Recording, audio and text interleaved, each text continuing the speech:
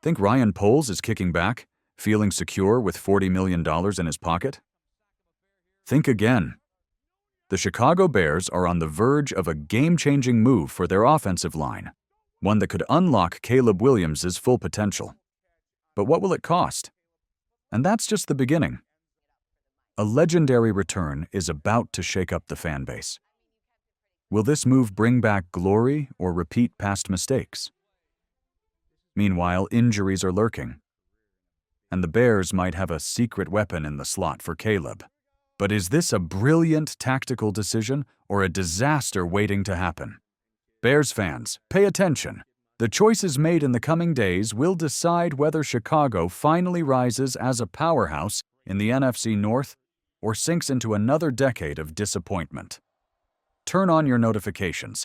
This is one move you don't want to miss. Thought Ryan Poles was done fixing the offensive line? Think again.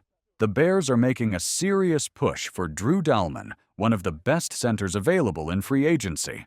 At just 26 years old, Dalman finished the 2024 season ranked as the fourth best center in the NFL, earning an impressive 78.8 PFF grade. That kind of talent doesn't come cheap, and Chicago might be willing to shell out $50 million over 4 years to secure him. But why the sudden urgency? Did Poles finally learn his lesson after watching Justin Fields run for his life year after year? The Bears already have Tevin Jenkins and Nate Davis, but adding Dalman could create one of the strongest interior lines in the league. Is this the missing piece to Caleb Williams' success, or just an expensive gamble? Let's be real. If the Bears protect Caleb Williams, the price tag doesn't matter. But here's where things get controversial. Are we ignoring the defensive front?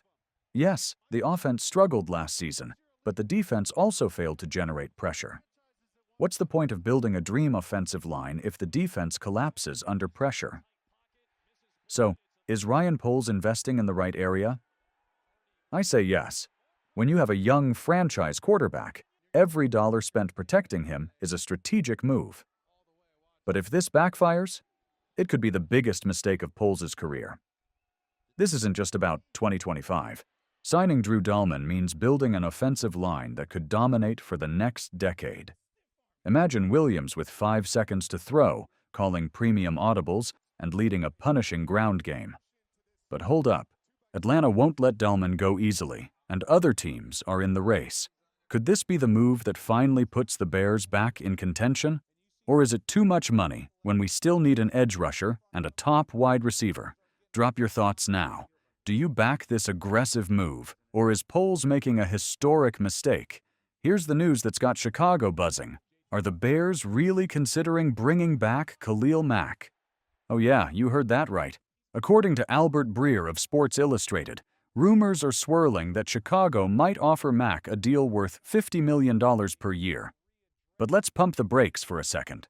Is Mack, at 34 years old, worth that kind of investment? This is a double-edged sword. No doubt, Mack is a Chicago legend. In his first 2 seasons here, he racked up 92 quarterback pressures. But with the Chargers, that number dropped to 76 over 3 seasons. So, what's the move? Is bringing back Mack a brilliant reunion or a risky nostalgia play? Let's talk facts. Would this be a game changer or a disaster waiting to happen?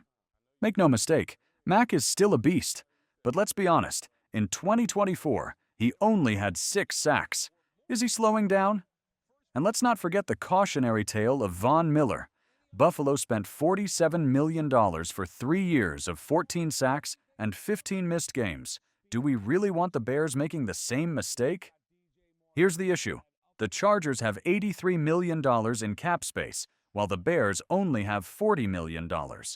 Is it smart to spend nearly half of that on an aging veteran who might be on the decline? Ryan Poles is playing with fire. And don't try to sell me the "we need experience" argument. If they sign Mack, they absolutely must draft a young pass rusher. Otherwise, we're making the same mistake of relying on aging stars and expecting different results. That said, Mack is still a Pro Bowler. He played 61% of the snaps in 2024 and dominated in 66 pressures. No rookie is putting up those numbers. So here's the real question. Does Chicago want to win now, or build for the future? If the Bears believe in Justin Fields, or whoever their quarterback is next season, Mac gives them an immediate boost. And let's be real, if he comes back, Soldier Field will be electric, with number 52 jerseys roaring in the stands again. But let's not forget the irony.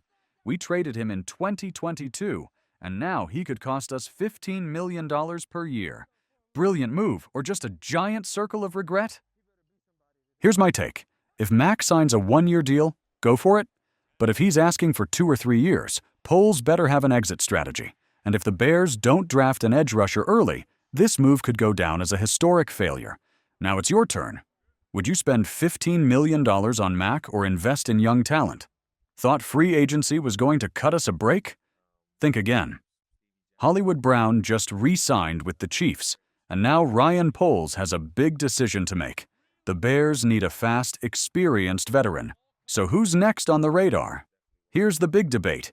Is Brandon Cooks the right fit for Caleb Williams, or just another risky investment? His name is on the table, and for good reason. Let's break it down. The Bears already have DJ Moore and Rome Odunze locking down the outside. But what about the slot? Keenan Allen is gone, and the offense needs a reliable third receiver. Could they draft a young guy? Maybe. But offensive coordinator Ben Johnson wants experience and speed, and Cooks brings both. At 31 years old, playing for 5 teams, one thing has never changed. Cooks is a missile in cleats. Think back to his days with the Saints and Texans. Pure explosiveness. But what about his 2024 season in Dallas? Rough. 26 receptions, 259 yards, 3 touchdowns in just 10 games. Sound familiar? Yep. Injuries again. Let's be real. $5.2 million for a one-year deal isn't a huge risk. And here's why it makes sense. Caleb Williams needs reliable weapons. Moore and Odunze will draw double coverage. Who's going to exploit the open space? A veteran like Cooks. He's a perfect fit for Johnson's system. Quick routes, deep shots. His speed is still elite when healthy. Short-term fix, long-term impact. If the Bears draft a rookie receiver, Cooks could mentor him while still contributing. This is the risk. Cooks is coming off a down year with injuries, and at 31, his durability is a concern. If the Bears sign him, there better be a backup plan. Maybe drafting Malik Washington or another young talent to develop. Here's my concern. The Bears can't keep relying on short-term solutions. If they're serious about building a Super Bowl contender, they need to think beyond quick fixes. Cooks is a gamble. But at $5 million, is it a risk worth taking? What do you think? Smart move or wasted money? Here's the reality. If Brandon Cooks signs and gets injured in September, who takes the blame? Ryan Poles. That's why this move has to be calculated, not reckless.